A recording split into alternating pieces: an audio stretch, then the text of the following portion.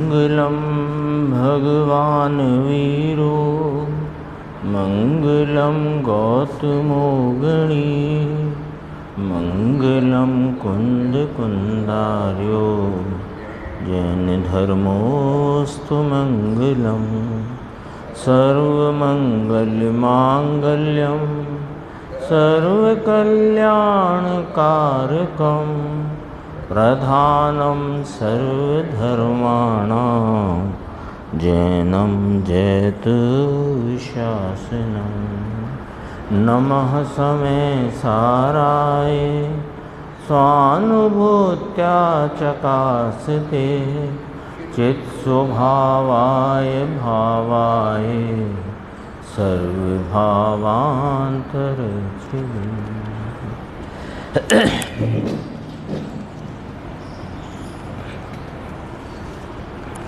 परमार्थ वचन का जिसके स्पष्टीकरण गुरुदेव श्री के व्याख्यानों के आधार से है, उसमें अपने पेज नंबर है ये 90 नंबर है। यहाँ से आज अपन स्वाध्याय प्रारंभ करते हैं कि अरे जीव, तेरी ज्ञान धारा में भी जितना परावलंबन है वह मोक्ष का कारण नहीं है, तो फिर सर्वथा परावलंबी राग मोक्ष का कारण होगा ही कैसे। विषय चल रहा है कि हे उपादेय और ज्ञेय की ज्ञाता की चाल। तो ज्ञानी जीव अजीवादि या अन्य जीव से लेकर सर्व पर पदार्थों को ज्ञेय रूप और अपनी परिणति में रही अशुद्धता को हे रूप और स्वरूप को और स्वरूप के आधार से उपजी शुद्धता को उपादेय मानता है। और अज्ञानी है वह राग को उपादेय करता है। तो उसको यहाँ पर लॉजिक से कहते हैं कि तेरी ज्ञान धारा, यानी ये तो ज्ञानी की तरफ से बात है, ज्ञानी को ही है ना ज्ञान धारा। तो ज्ञानी की ज्ञान धारा में भी जितना परावलंबन है वह मोक्ष का कारण नहीं है, तो फिर सर्वथा परावलंबी राग मोक्ष का कारण होगा ही कैसे। सर्वथा यानी जहाँ ज्ञान धारा का जन्म ही नहीं हुआ, एकमात्र राग धारा ही वर्तती है, तो वहाँ मोक्ष मार्ग या मोक्ष मार्ग का कारणपना भी कैसे हो सकता है। और फिर बाह्य निमित्त तो कहाँ रह गए। अरे ऐसा दुर्लभ अवसर पाकर भी हे जीव, यदि तूने अपने स्वयं ज्ञेय को नहीं जाना और स्वयं आश्रय से मोक्ष मार्ग नहीं साधा, तो तेरा जीवन व्यर्थ है और ये अवसर बीत जाने पर तू पछताएगा। अवसर भी कोई अब बहुत ज़्यादा बचा भी नहीं है। अपन अपने विचार करें तो गुरुदेव के शब्दों में है कि जितनी बीत गई है उतनी तो अब बाकी भी नहीं है।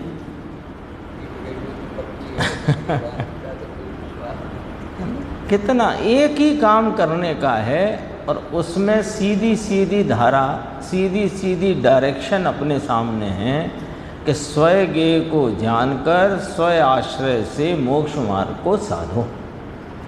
यदि ना साधा तो तुम्हारा जीवन व्यर्थ है और ये अवसर बीत जाने पर तू पछताएगा। अभी यहाँ एक प्रश्न आ गया कि निमित्त और व्यवहार को आप महत्व नहीं देते।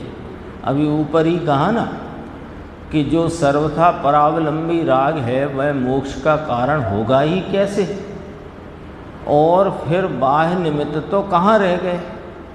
तो प्रश्नकार ने प्रश्न किया कि निमित्त और व्यवहार को आप महत्व नहीं देते और मात्र अध्यात्म को ही महत्व देते हो, किंतु जगत में अध्यात्म की बात को पूछता ही कौन है।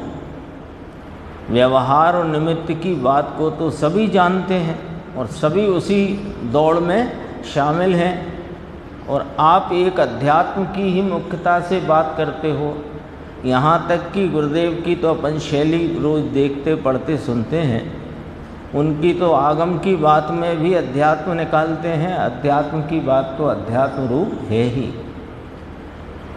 तो उसने प्रश्नकार ने अपनी तरफ से एक भैया भगवती दास का दोहा अपने प्रश्न के समर्थन में कहा कि निमित्त कहे मोकों सबे जानत है जग लोए, तेरो नाम न जानहि उपादान को होए। कौन है उपादान? निमित्त को ही सब जानते हैं, निमित्त ही पूरा जगत निमित्त को जानता है, निमित्त के ही पीछे दौड़ता है, निमित्त जुटाने के लिए ही प्रति समय वह हाँ तो तेरा नाम न जानहि उपादान को होए। तो इसका उत्तर गुरुदेव देते हैं, भाई जगत के अज्ञानी ऐसी अध्यात्म बात को भले ना जाने, किंतु जगत के सभी ज्ञानी और सर्वज्ञ तो ये बात बराबर जानते हैं, एक ही श्रेणी में हैं।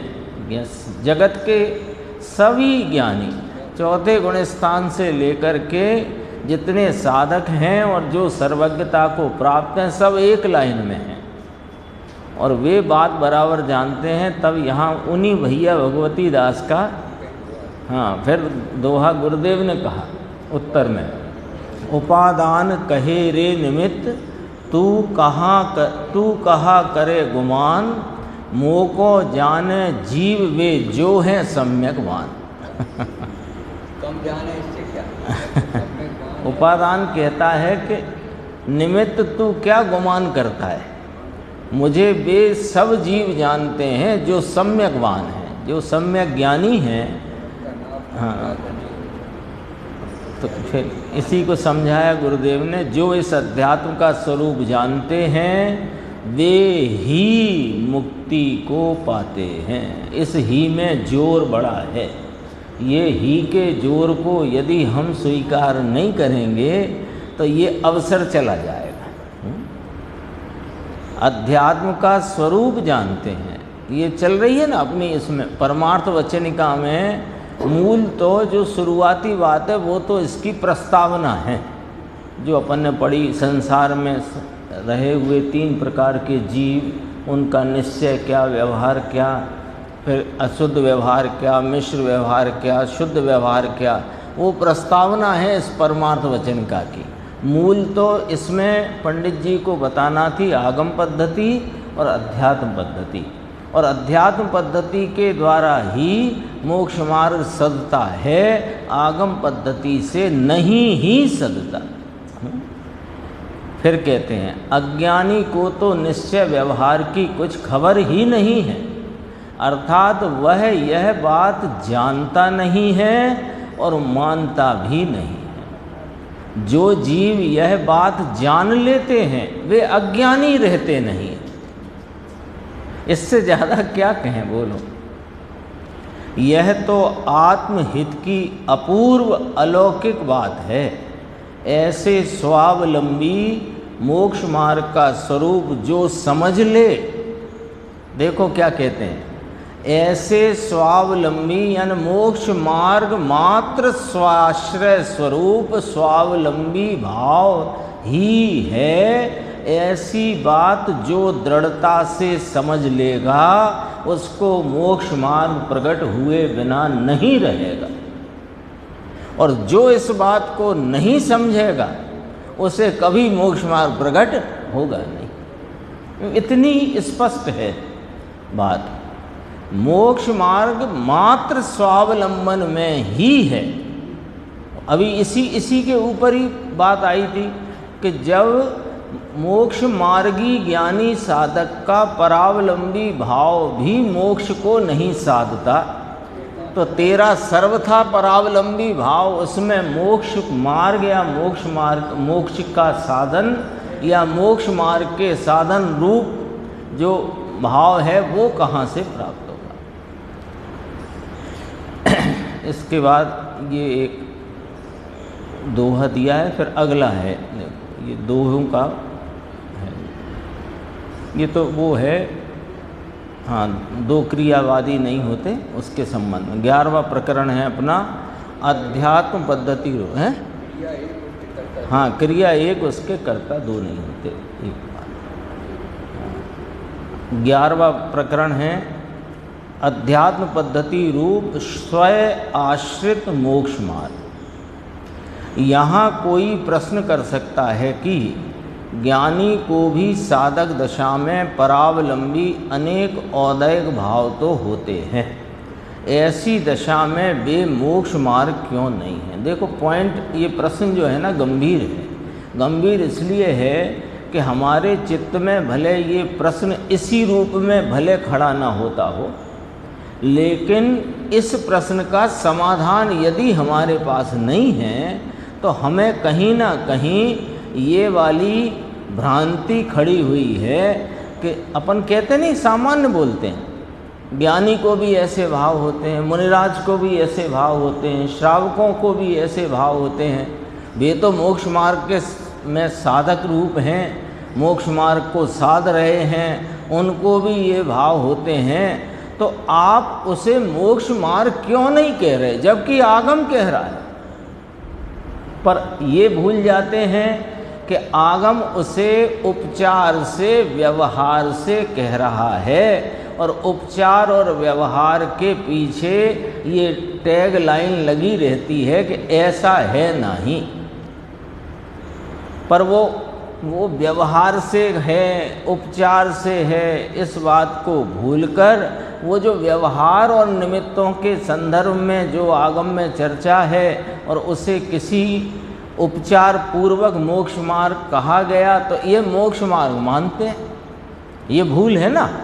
और यहाँ कहा है कि अध्यात्म पद्धति रूप स्वाश्रित मोक्ष मार्ग, बस अध्यात्म पद्धति का आ चुका है हिसाब किताब कि अपना निष्क्रिय तत्व जो निज शुद्धात्म भाव अभेद अखंड, वह निश्चय और उसके आलंबन से वर्तती शुद्धता की परिणति, वीतराग परिणति, वो व्यवहार है।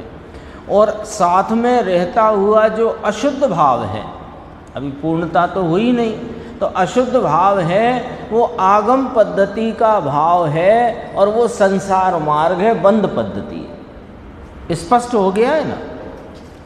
अब उसका प्रश्न है, यहाँ कोई प्रश्न कर सकता है कि ज्ञानी को भी साधक दशा में परावलंबी अनेक औदैहिक भाव तो होते हैं, है ना, उनकी भूमिका प्रमाण में होते हैं। पांचवें गुणस्थान वाली भूमिका में हो, उनको अणुव्रत आदि के औदैहिक भाव होते हैं। मुनिराज की भूमिका हो तो 5 महाव्रत आदि के औदैहिक भाव होते हैं। वे सब भाव परावलंबी हैं, तो वे मोक्ष मार्ग क्यों नहीं है, ये प्रश्न हो सकता है। इसके समाधान में पंडित श्री बनारसी दास जी कहते हैं कि उस ज्ञान को सहकार भूत, फिर कहा डैश लगा के, निमित्त भूत अनेक प्रकार के औदायक भाव होते हैं। ज्ञानी होना चाहिए ये। उस ज्ञानी को, जो ज्ञानी अपने स्वयाश्रय से मोक्ष मार्ग साध रहा है, उस ज्ञानी को सहकार भूत, निमित्त भूत अनेक प्रकार के औदैहिक भाव होते हैं। ज्ञानी उन औदैहिक भावों का तमाशगीर है, किंतु उनका कर्ता नहीं है, भोक्ता नहीं है, अवलंबी नहीं है। वो उन्हें करता नहीं। रख के देखना ये पॉइंट क्या है। ज्ञानी में मुनिराज को लो, श्रावक को लो, क्योंकि वो मुख्यतया वहीं जो भाव हैं उन्हीं को उपचार से मोक्ष मार्ग कहा ना, इसलिए तो 5वें गुणस्थान वर्ती ज्ञानी हों, मुनिराज हों, 6वें गुणस्थान में वर्तते उनके औदायक भाव 5 महाव्रत के, तो वे 5 महाव्रत के भाव के कर्ता नहीं हैं, 5 महाव्रत के परिणाम के भोक्ता नहीं हैं, और वे उनको अवलंबते नहीं हैं, तमाशगीर हैं, अवलंबी नहीं हैं।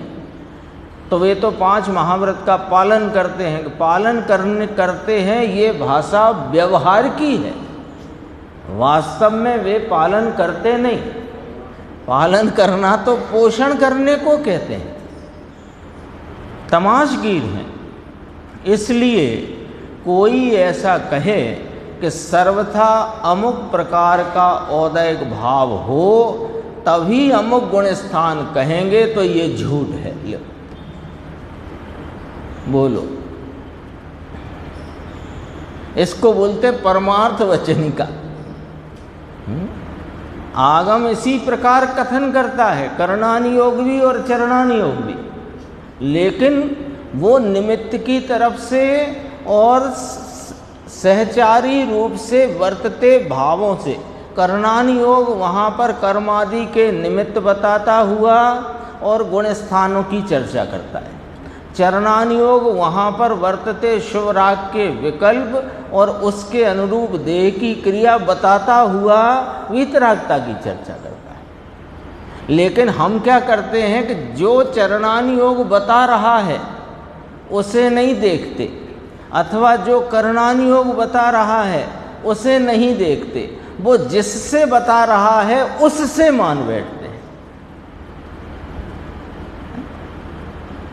अभी बहुत पुरानी बात नहीं है, अभी अपने ही वर्ग में, अपने ही समुदाय में, अपने ही जो मुमुक्षु कहलाते हैं, कर्म के हिसाब किताब से गुण स्थान की नाप तोल करते हैं। अरे वो तो एक उधर से बात कही, यूँ गुण स्थान में इसका उपसमय, उसका 6 उपसमय आदि इत्यादि जानकारी की बात है, लेकिन उससे गुण स्थान है ये मान्यता मिथ्यात्वपूर्ण है। वो गुण स्थान तो अंतरंग परिणति के आधार से है। अभी आ चुकी है बात, ज्यों ज्यों गुण स्थान बढ़ते हैं त्यों त्यों हे उपादेय और ज्ञान शक्ति बढ़ती जाती है। ज्ञान शक्ति की भी बात आई। चौथे गुण स्थान में स्वरूप को संचेतने की शक्ति है, उससे अधिक 5वें गुण स्थान में स्वरूप संचेतन की शक्ति अधिक है, और मुनिराज को स्वरूप संचेतना की शक्ति विशेषतया प्राप्त हुई है। आया था ना, ये तीनों प्रकरण आ चुके हैं। गुण स्थान के अनुसार उसी मर्यादा में औदैहिक भाव होंगे। हाँ, औदैहिक भाव बस वो तो ये है कि विरुद्ध भाव नहीं होंगे, ये बात जानना। और जो भाव होंगे उन भावों से अंतरंग वीतरागता को प्रदर्शित किया गया है, और अंतरंग वीतरागता से गुण स्थान है, औदैहिक भावों से नहीं। देखो यहाँ कहा गुरुदेव ने, इसलिए कोई, ये पंडित जी का ही है, ये बनारसीदास जी का, इसलिए कोई ऐसा कहे कि सर्वथा अमुक प्रकार का औदैहिक भाव हो तभी अमुक गुण स्थान कहें तो ये झूठ है। महाव्रत का परिणाम हो तो 6वां गुण स्थान कहें, ये बात झूठ है। अंतरंग में 3 कषाय चौकड़ी की अभाव रूपता वाली वीतराग परिणति वाले साधक की विकल्पात्मक भूमिका को 6वां गुण स्थान कहते हैं, और उसकी शुद्ध उपयोग रूप दशा को 7वां गुण स्थान कहते हैं। और वहाँ पर रही संजुलन कषाय जब अति मंद हो तो वहाँ 8वां गुण स्थान कहते हैं। आ गया ये सारा, इसमें आ गया, ऐसा कुछ भी बाकी नहीं रहा। यानी सच कहें तो द्वादशांग के सार रूप इसमें सब चर्चा आ गई है। देखो हाँ ना, उस क्योंकि गुण स्थान तो अंतरंग परिणति पर आधारित है, और अंतरंग परिणति का दिग्दर्शन या अनुमान बाह्य पर के जो बाह्य में दिखते हुए विकल्पात्मक वृत्ति और उसके अनुरूप होती देह की क्रिया, वो उनका वहाँ अनुमान कराने के लिए, वो भी क्योंकि उसका एक नियम है कि अंतरंग की वीतराग परिणति के आधार से जो गुण स्थान में वृद्धि हुई है, तो उस गुण स्थान में जो कषायें शेष हैं, उन शेष कषायों के सद्भाव में जो रागादि भाव शुभ राग होते हैं, उनसे अंतरंग परिणति का अनुमान कराते हैं। तो वे परिणाम जो हैं वे गुण स्थान बता, उनसे निर्धारण नहीं होता है। तो हर एक के अलग अलग, जैसे अपना विचार दर्शन आचार्य को विकल्प आता, और उनको तो नहीं आया, या कोई को छात्र रखने का विकल्प आता है, कोई को अभी आया था ना, कल आया था, करोड़ों मुनिराज हों, अलग अलग करोड़ों मुनिराज हों और छठवें गुण स्थान में अलग अलग प्रकार, लेकिन विरुद्ध नहीं होते। बस विरुद्ध नहीं होते इस नियम पर से भूमिका प्रमाण होते हैं, विरुद्ध नहीं होते बेऔदायक भाव, इसलिए उस आधार से अंतरंग परिणति का अनुमान कराया है। हाँ, विरुद्ध नहीं होगा। हितमित प्रिय वचन से विरुद्ध कोई वचन हो वो विरुद्ध में जाएगा, भूमिका प्रमाण में नहीं जाएगा। और ना आए, ना बोले, न लिखें, न सुने, न सुनाए, यानी 50 से 55 गाथा में आता है, जब गुण स्थान को ही एक उद्गल के परिणाम तो औदायक भाव तो बहुत दूर की बात हो गई, वो तो है ही नहीं है। हाँ, होते ही नहीं। पर एक जो आगम पद्धति में इस प्रकार की कथन करने की शैली है कि अमुक गुण स्थान में अमुक प्रकार के शुभराग होते हैं, तो वो शुभराग से गुण स्थान का निर्धारण नहीं होता। ये मुद्दे की बात है। देखो, अमुक गुण स्थान में अमुक प्रकार के शुभ भाव होते हैं, ये ज्ञान कराया गया है, वे निमित्त रूप हैं। उपादान तो अंतरंग शुद्धता की परिणति है, वही गुण स्थान है। दो कषाय चौकड़ी की अभाव रूप जो दशा है, उसका नाम 5वां गुण स्थान है। और वे जो परिणाम है वे शेष रही दो कषाय के सद्भाव के परिणाम है। मुनिराज को 5 महाव्रत 3 कषाय के अभाव में नहीं आते, उन्हें जो एक कषाय शेष है उसके तीव्र उदय में आते। मंद उदय में तो वे शुद्ध उपयोग में चले जाते हैं और मंद उदय में अबुद्धिपूर्वक का राग वहाँ रहता है। सब बातें हैं, लेकिन बस वो देखने का नजरिया चाहिए। बातें सब वही की वही हैं, कोई अलग बात तो आई नहीं है, नई भी नहीं है, अलग भी नहीं। ये पंडित जी ने भी आज से 450-500 वर्ष पहले ये बात लिखी। देखो, दोबारा से पढ़ते हैं एक पंक्ति। कोई ऐसा कहे कि सर्वथा अमुक प्रकार का औदायक भाव हो तभी अमुक गुण स्थान कहें तो ये झूठ है। उसने द्रव्य के स्वरूप को सर्वथा प्रकार से नहीं जाना। सर्वथा प्रकार से नहीं जाना माने बिल्कुल नहीं जाना, किंचित नहीं जाना।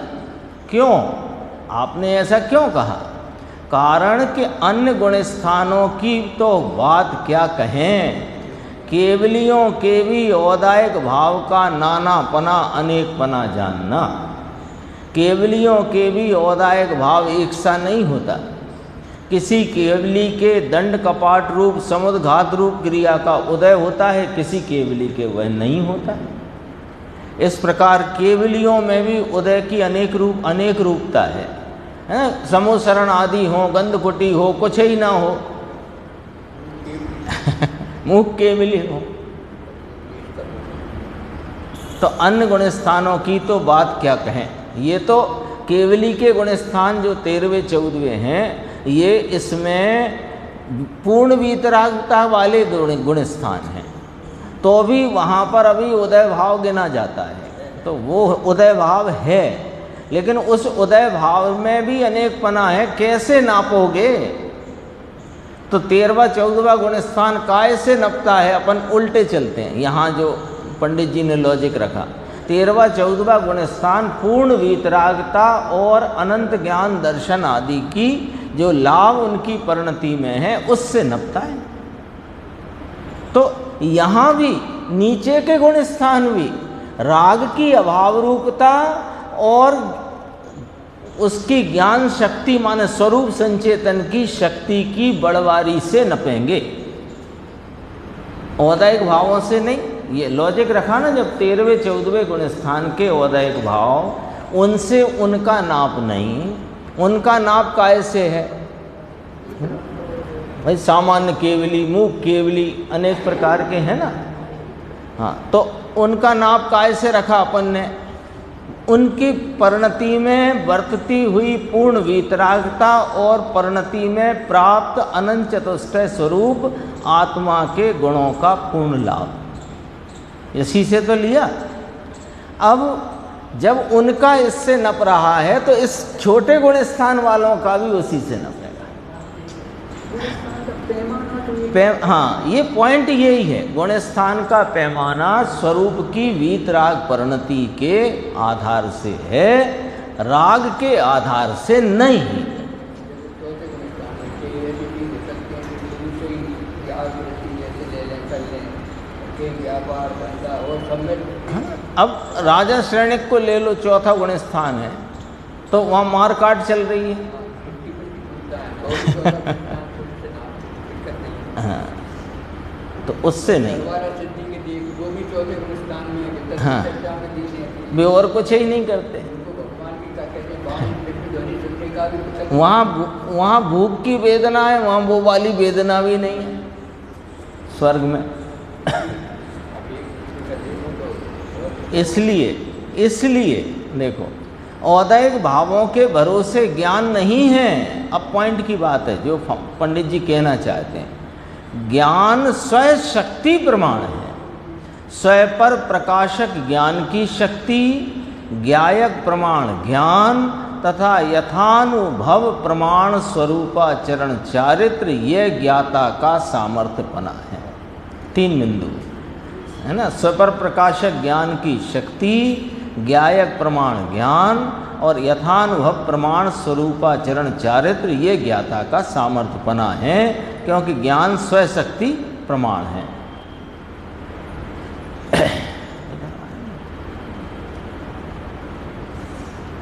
कहाँ गया? इसी में यहीं से है कि भूमिका अनुसार पराश्रय। मिल क्यों नहीं रहा मुझे?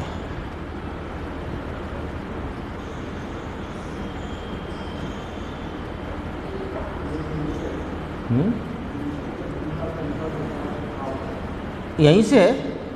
हाँ, ये तो मिल रहा है, पर पहले ये ऐसी चलती थी पुस्तक, अब ऐसे क्यों नहीं चल रही?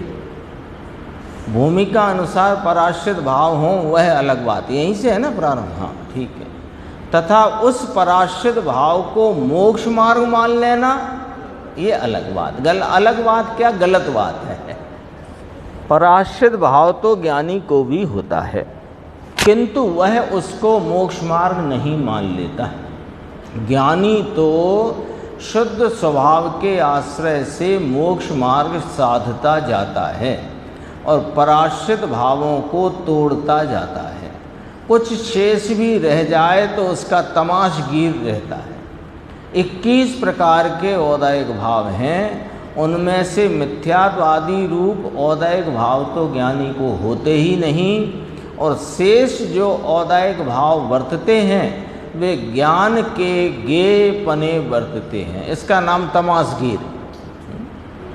ज्ञानी उनका कर्ता नहीं, उनका भोक्ता भी नहीं, और ज्ञान में उनका अवलंबन भी नहीं। ये समझने की बात है। उपयोग भले वहाँ चला जाता है, पर अवलंबन अपने स्वरूप का रहता है। कोई कहे कि उनको उस भूमिका के अनुसार का औदैहिक भाव या शुभराग आया है तो वह उसमें जुड़ जाते हैं, तो क्या जुड़ जाते हैं माने वह उपयोग उस समय भले उसको विषय करता हो, लेकिन अवलंबन रूप नहीं जुड़ जाते।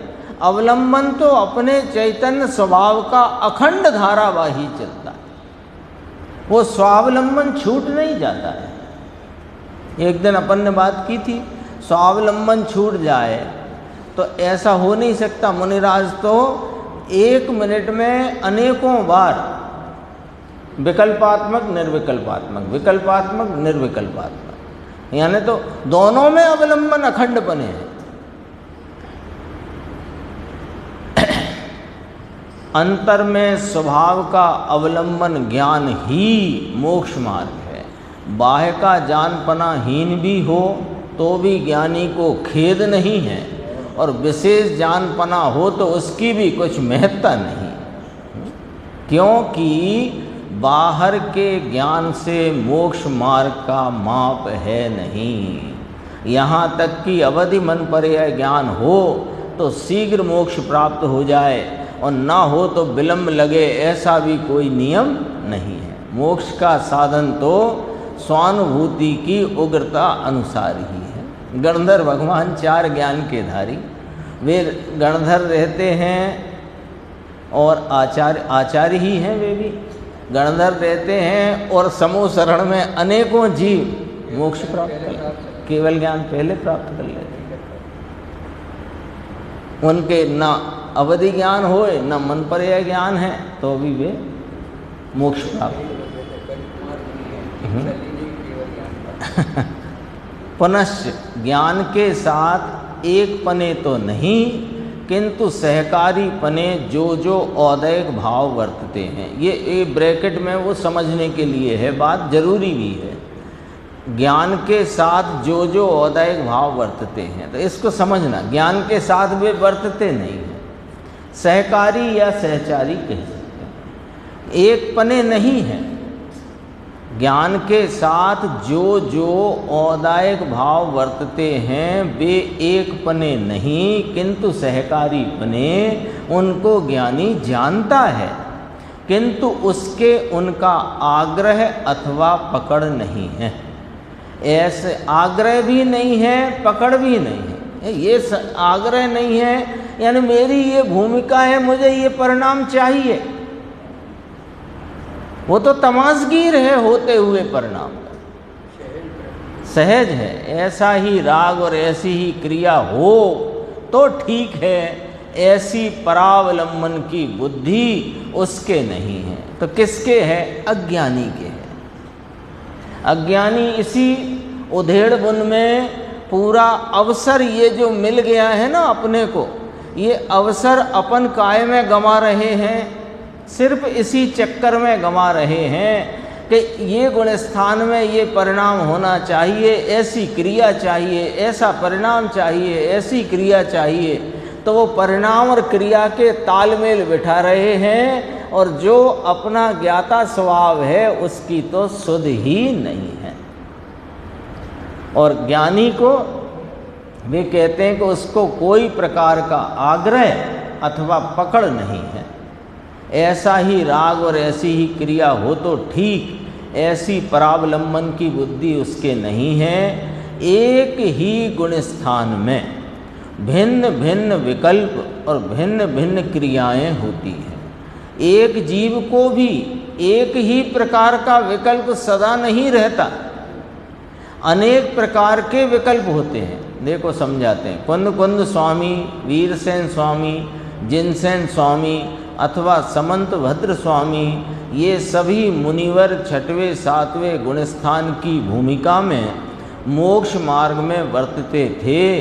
फिर भी उनमें से एक को समयसार जैसा अध्यात्म शास्त्र रचने का विकल्प आया, दूसरे को षटखंडागम की धवला टीका जैसे करणान योग के शास्त्र निर्माण का विकल्प हुआ, तीसरे को तीर्थंकरों के पुराण की रचना रूप कथान योग यानी प्रथमान योग का भाव आया, और चौथे को रत्नकरण श्रावकाचार्य जैसे चरणान योग के उपदेश की वृत्ति उठी। इस प्रकार भिन्न भिन्न विकल्प होने पर भी भूमिका सबकी एक सी ही थी। बोलो, कुंद आचार्य को अध्यात्म शास्त्र का विकल्प आया, इसलिए वे बड़े मुनि और समंत भद्राचार्य को चरणान योग का आया, अथवा ये तीसरे कौन थे जिनके जिनसेन स्वामी पुराणों की रचना वाले हैं, वीरसेन स्वामी धवला षटखंडागम की टीका करी उनने, है ना। जिनसेन स्वामी प्रथमान योग, वीरसेन स्वामी धवला टीका वाले, चार नाम लिए गुरुदेव ने यहाँ पर, और चार अनुयोगों के अनुसार। देखो, अमुक विकल्प हो तो ही अमुक गुण स्थान हो, ऐसा विकल्प का प्रतिबंध नहीं है। फिर भी जो विकल्प होगा वह भूमिका का उल्लंघन करे, ऐसा विकल्प नहीं होगा। बस एक इस व्यवस्था के आधार पर वो जो सहचारी शुभराग है उस पर से अंतरंग परिणति का अनुमान कराया है। हाँ, इसी के आधार। और चरणान योग बताना क्या है? चरणान योग में राग की कथा नहीं करना, चरणान योग में राग की कथनी करके कथा भी तरागता की करना है। क्योंकि चारों अनुयोगों का तात्पर्य वीतरागता है। पंचास्तिकाय गाथा 172। गुरुदेव बहुत याद करते हैं। हाँ, बस वही जैसे ब्रैकेट में लिखा है, छठवें गुण स्थान में वस्त्र पहनने का, पात्र आदि का राग नहीं होता है, वैसा विकल्प नहीं होता। इस संबंध में विस्तृत विवेचन पहले हो चुका है, यही कि विरुद्ध नहीं होते। चौथे गुण स्थान में भी घटाया, कदाचित उसको व्यापार धंधा, खाने पीने भोगने के भाव हों, लेकिन मांस भक्षण का कि कुदेव कुगरू का ऐसा भाव नहीं। साधक भाव की एक ही धारा है कि अंतर में चैतन्य की स्वय सत्ता का जितना अवलंबन है उतना ही साधक भाव है। ऐसे स्वयाश्रय भाव की एक कणिका भी जिसके जागृत नहीं हुई, वह पराश्रय भाव के चाहे जितने पहाड़ खोद डाले तो भी खोदा पहाड़ निकली चुईया वाली कहावत के अनुसार वह हाथ में कुछ भी प्राप्त नहीं कर सकेगा। उसके तो खोदा पराश्रय भाव का पहाड़ और निकली संसार रूपी चुईया, यही सिद्ध हो सकेगा। कोई स्वच्छंदी प्रश्न करे कि हमें तो संसार संबंधी खाने पीने आदि के अशुभ विकल्प ही आते हैं, किंतु धर्म संबंधी भक्ति पूजन स्वाध्याय आदि के शुभ विकल्प नहीं आते हैं। विकल्प तो भूमिका अनुसार आते हैं, ऐसा आपने ही तो ऊपर कहा है। एक दिन और आई थी चर्चा, कोई कहे कि हमको गायक भगवान, उसकी हमको बहुत महत्व है, उसकी ऊर्ध्वता है, उसकी महिमा है, लेकिन हमारा मन नहीं लगता ज़्यादा। तो फिर ये तो तुम्हें खुद ही विचार करना चाहिए कि महिमा है कि नहीं है। हाँ, ऐसे कैसे हो? उत्तर दिए, हाँ भाई, तेरी भूमिका के लिए विकल्प वह विकल्प योग्य है, क्योंकि स्वच्छंदता की भूमिका में तो ऐसा विपरीत ही विकल्प होता है ना। तेरे को अभी संसार में बहुत रहना है तो संसार संबंधी ही विकल्प होंगे, और जो संसार से पार हो गए हैं उनके बहुमान का, उनकी उपदेश का तेरे सुनने का विकल्प होएगा ही काहे को? तेरी अभी भूमिका ही ये चल रही है। धर्म की रुचि वाले जीव की भूमिका में, अभी रुचिवान को लिया, धर्म संबंधी विचार आते हैं, और संसार की रुचि वाले जीव की भूमिका में संसार की ओर के पाप विचार आते हैं। जिसको संसार के पाप भाव का तीव्र रस होगा उसको धर्म के विचार आएंगे ही कहाँ से? ऐसे जीव की तो यहाँ बात ही कहाँ है। यहाँ तो अध्यात्म पद्धति की बात कहकर धर्म रुचि वाले प्राणियों को ये सुनाया जा रहा है कि तुम्हें अपना यह अवसर चूकने योग्य नहीं है। यहाँ तो साधक जीव किस भांति मोक्ष मार्ग साधता है और उस मोक्ष मार्ग के साधन काल में कैसे कैसे भाव बीच में आते हैं उनकी बात है। उसे मोक्ष मार्ग के साधक जो हैं शुभ भाव भी ऊंची श्रेणी के होते हैं, तीव्र पाप के भाव तो उसके कभी होते ही नहीं, और भूमिका से अविरुद्ध जो शुभ या अशुभ भाव होते हैं उनका भी धर्मी जीव ज्ञाता रहता है। क्योंकि जगन्य भूमिका में श्रावक की और अविरति सम्यक दृष्टि के में अशुभ भी होते हैं, लेकिन उनके भी भूमिका से अविरुद्ध होते हैं। उनका हाँ और होते हैं का मतलब वो उन्हें साध रहा है कि नहीं उसका ज्ञाता है। धन का भी धर्मी जीव ज्ञाता रहता है, साक्षी रहता है, तटस्थ रहता है। देखो अब कितनी अच्छी बात कही। औदैक भाव के प्रवाह में वह स्वयं प्रवाहित नहीं हो जाता। दो छायक सम्यक दृष्टि जीव हों, उनमें से एक ध्यान में बैठा हो और एक युद्ध में खड़ा हो। वहाँ युद्ध में खड़े होने वाले को ऐसी शंका नहीं होती कि अरे ये ध्यान में और मैं युद्ध में, अतः मेरा सम्यक दर्शन कुछ शिथिल हो गया होगा। ऐसी शंका नहीं होती। और युद्ध में ऐसे ही तो नहीं खड़ा होगा। हाँ, तो तलवार बलवार सब लेके ही खड़ा है ना। और सामने वाला होगा तो उस पर वार भी करेगा, तो उसे शंका नहीं होती कि मेरा भाई आज युद्ध में नहीं आया। मान लो वो भी चाहे सम्यक दृष्टि हो, दोनों भाई, मेरा भाई युद्ध में नहीं आया और वो वहाँ ध्यान में बैठा है, तो मेरा सम्यक दर्शन ढीला पड़ गया। शंका ही नहीं है कभी। निशंकित अंग प्रकट हुआ है व्यवहार में जो कथन किया गया। अथवा मेरे ज्ञान में कुछ दोष होगा क्या, ऐसी शंका सम्यक्त्वी को कदापि होती नहीं। वह निशंक है कि मेरा सम्यक दर्शन मेरे स्वभाव के अवलंबन से है। वह इस औदायिक भाव में मलिन अथवा अभाव रूप नहीं हो जाएगा। राग के समय राग से भिन्न एक चैतन्य धारा ज्ञानी के वर्त रही है, अखंड अखंड धारा। हाँ, युद्ध के समय कितने उदाहरण हैं प्रथमान योग में। 6 महीने भाई के शव को कंधे पर रखा, जीवित मानकर, लो उनका सम्यक ज्ञान का क्या हो गया। सम्यक ज्ञान, ऐसा सम्यक ज्ञान होता है क्या। मृत शरीर को जीवित मान रहे हैं, अरे वो ज्ञान बाहर का है, उसका आग्रह नहीं, उसकी पकड़ नहीं, अलग जाती है। अभी अपन ने समंत भद्र का देखा, जिन्होंने स्वयं चरणानी योग के रतनकंड श्रावकाचार्य जैसे ग्रंथ को लिखा।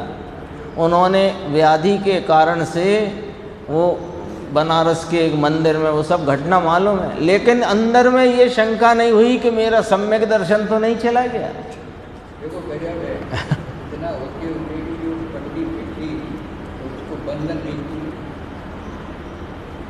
क्या? हाँ हाँ हाँ हाँ, बंधन नहीं किया। हाँ, जबकि वहाँ प्रसाद खाते रहे। बंधन माने वो गुरुदेव का वर्णन। हाँ, वो भूमिका के विरुद्ध हो जाता। चौथे गुण स्थान में ही आ गए वे, तो चौथे गुण स्थान की भूमिका के विरुद्ध है कुदेव को गुरु को शास्त्र का सेवा। माल खाते रहे। अरे माघनंदी का भी उदाहरण है सामने। संलेखना लेने का भाव कर दिया था अपने आचार्य से। हाँ, उनने कहा, लेकिन आचार्य ने नहीं। और अपना, हाँ, वो सब है, लेकिन पॉइंट ये है कि उन्हें शंका नहीं कि मेरा सम्यक दर्शन हिल तो नहीं गया। माघनंदी को शंका नहीं, बोलो, गुणस्थान जरूर गिर गया। ये समन्वय आचार्य को छायक सम्यक नहीं था। हाँ हाँ, छायक हो कोई सा हो, वो तो सम्यक्त नाम अपने स्वरूप की प्रतीति, बस। ये तो कर्म की तरफ से 3 कथन किए गए, निमित्त की तरफ से उपसम छय उपसम छाय, वो तो अपनी प्रतीति है, बस है। इसलिए तो 38 गाथा में अप्रतिहत भाव कहा उसे। अध्यात्म नहीं गिनता उस निमित्त की व्यवस्था को, वो बस जानने के लिए है, जानने के लिए है। इस धारा का नाम अध्यात्म पद्धति है। देखो, इस धारा का नाम अध्यात्म पद्धति है। किस धारा का? कि अपने स्वरूप के आलम्बन से प्राप्त अपनी परिणति में बहती वीतरागता, वो मेरे अध्यात्म पद्धति का व्यवहार, और मैं निष्क्रिय चैतन्य बिंब, ये मेरे अध्यात्म पद्धति का निश्चय, व इसका नाम अध्यात्म पद्धति। और सुनो, और वह चैतन्य धारा जो चौथे गुण स्थान में जिसका उदय हुआ, वो सीधी केवल ज्ञान में जाकर मिल जाती है। बोलो वाह, मोक्ष मार्ग स्वाश्रित है, पराश्रित नहीं। यह सिद्धांत पंडित जी ने कितना स्पष्ट कर दिया है। जीव का पराश्रित क्षयोपशम भाव भी मोक्ष का कारण नहीं, तो फिर पराश्रित औदैक भाव मोक्ष का कारण कैसे होगा? बाहर की बात तो निकाल ही डाली, राग भी निकाल दिया, निमित्त को निकाल दिया, राग को भी निकाल दिया, और अंदर जो परिणति में क्षयोपशम भाव ज्ञान का वर्तता है, वो जो पराश्रित भाव है उसको भी मोक्ष मार्ग में से निकाल दिया। यही लिखा है यहाँ पर, मात्र स्वआश्रित भाव ही मोक्ष मार्ग है। देखो अब क्या कहते हैं, मोक्ष मार्ग के साथ में उदय भाव हो, उदय भाव यानी रागादि रूप अशुद्ध व्यवहार हो, किंतु क्या उनके अवलंबन से मोक्ष मार्ग है? अपने सामने प्रश्न है, बोलो, जवाब अपने को देना है। अब इतनी अपने जब सब चर्चा अपने सामने आ गई तो ये जवाब अपनी तरफ से आना चाहिए कि है कि नहीं, बताओ। हो रागादि रूप अशुद्ध। अभी अपन चर्चा करते थे, रामचंद्र जी की भी कर ली और समंतवत स्वामी की भी की, माघनंदी आचार्य की भी की, सबकी की, लेकिन बताओ वो वहाँ पर जो जो प्रकार के रागादि हैं उनके गुणस्थान चले गए, मुनि ना रहे। और रामचंद्र जी तो मुनि थे भी नहीं उस समय, तो वे नहीं थे, तो उनकी भूमिका प्रमाण में जो भाव थे, लेकिन उससे उनका गुणस्थान न था, न उत्पन्न हुआ था, न टिक रहा था, न चलता है। तो यही पूछ रहे हैं कि रागादि रूप अशुद्ध व्यवहार तो साथ में है। अरे श्रेणी के काल में अबुद्धि पूर्वक का राग भी वहां है, लेकिन उसके अवलंबन से मोक्ष मार्ग है क्या? ये अपने से प्रश्न है, अपने को जवाब देना है यहाँ गुरुदेव को। यदि अपन ने ये सारी 97-98 पेज की पुस्तक में जो भी अपन ने पढ़ा, सुना, समझा, जवाब अपनी तरफ से आना चाहिए।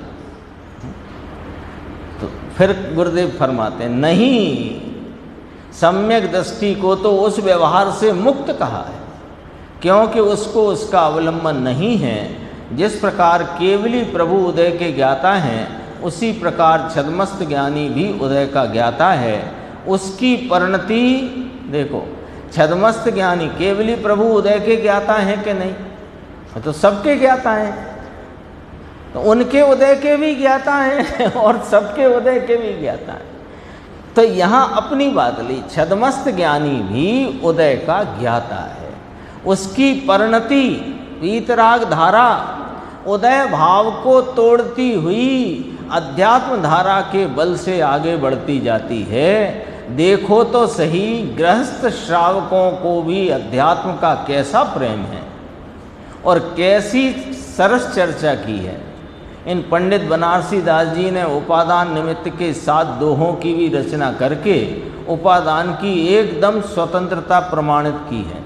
कोई कहे ये तो उन्होंने उपादान की भावुकता वश लिख दिया है, किंतु भाई तू भी तो निमित्त की भावुकता वश उसका नकार कर रहा है।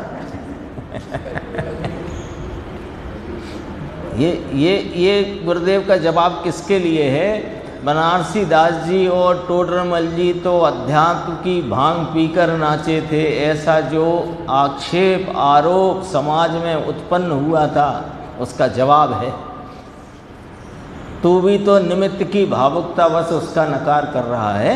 उपादान की स्वतंत्रता का सिद्धांत तुझे नहीं जमता, नहीं जचता, इसलिए ही भावुकता कहकर उस महान सिद्धांत को उड़ा रहा है।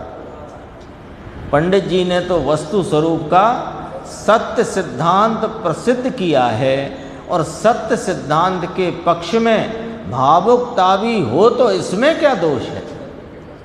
सत्य के प्रति भावुकता भी हो तो क्या दोष है? तुझे तो अभी बाहर की क्रिया नाम जड़ की क्रिया का अकर्तापना भी नहीं बैठता, तो फिर सम्यक्ति के उदय, सम्यक्त्वी उदय भाव का भी अकर्ता है, ये बात तुझे जमेगी ही कैसे?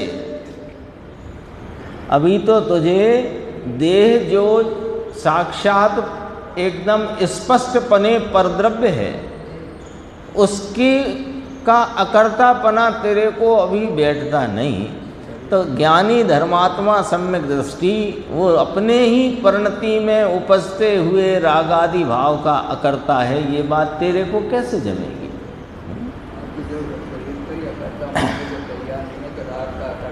हाँ, और बहिर्लक्षी ज्ञान भी मोक्ष का साधक नहीं है, ये बात तुझे कौन समझाएगा। अभी और है, काफ़ी चर्चा है, मुझे लगा था कि पूरी हो रही। ये बस बोल्ड अक्षर पढ़ते हैं। धर्मी जीव ज्ञान की स्वयं संवेदन धारा से मोक्ष लेगा, जब बाहर की धारा ही मोक्ष नहीं देगी। स्वयं संवेदन धारा से लेगा ना, तो बाहर की धारा ही मोक्ष नहीं देगी, तो राग या जड़ की क्रिया तो मोक्ष कहाँ से देगी। शेष चर्चा आगे।